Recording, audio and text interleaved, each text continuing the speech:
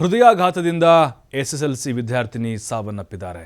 ಪಿರಿಯಾಪಟ್ಟಣ ತಾಲೂಕು ಕೆಲ್ಲೂರು ಗ್ರಾಮದಲ್ಲಿ ನಡೆದಿರುವಂತಹ ಘಟನೆ ಇದು. ನಾಗರಾಜ್ ಹಾಗೆ ವಸಂತ ದಂಪತಿ ಪುತ್ರಿ ದೀಪಿಕಾ 15 ವರ್ಷ, ಆಕೆಗೆ ಎಸ್ಎಲ್ಸಿ ಓದ್ತಾ ಇದ್ದಾಳೆ, ಸಾವನ್ನಪ್ಪಿದ್ದಾಳೆ. ಕಾರಣ ಅಂತ ಹೇಳಿದ್ರೆ ಹಾರ್ಟ್ ಅಟ್ಯಾಕ್ ಆಗಿದೆ. ನೋಡಿ, ಸಣ್ಣ ಮಕ್ಕಳಲ್ಲಿ ಇತ್ತೀಚೆಗೆ ಹೃದಯಾಘಾತಗಳಾಗ್ತಾ ಇದೆ. ಬಹಳ ಆತಂಕಕಾರಿ ವಿಚಾರ. ನಾಗರಾಜ್ ಹಾಗೆ ವಸಂತ ದಂಪತಿ ಪುತ್ರಿ ದೀಪಿಕಾ ರಾವಂದೂರು ಕರ್ನಾಟಕ ಪಬ್ಲಿಕ್ ಶಾಲೆಯಲ್ಲಿ ಓದ್ತಾ ಇದ್ದಾಳೆ, 10th.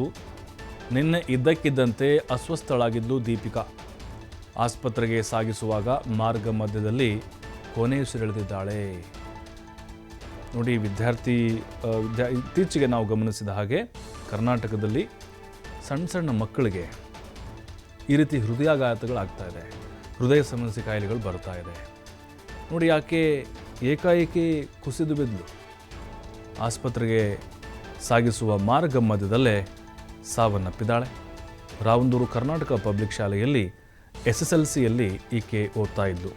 ಇನ್ನೇನು ಎಕ್ಸಾಮ್ ಕೂಡ ಹತ್ತಿರ ಬರ್ತಾ ಇತ್ತು. ಎಲ್ಲ ಚೆನ್ನಾಗಿ ಓದ್ತಾ ಇದ್ಲು.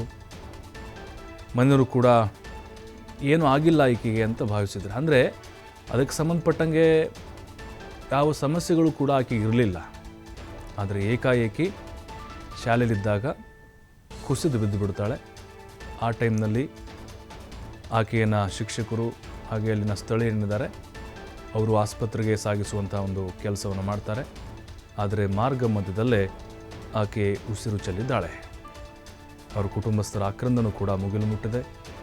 ಇತ್ತೀಚೆಗೆ ಸಣ್ಣ ವಯಸ್ಸಿನಲ್ಲಿ ಈ ಹೃದಯಾಘಾತ ಪ್ರಕರಣಗಳು ಹೆಚ್ಚಾಗ್ತಾ ಇದೆ.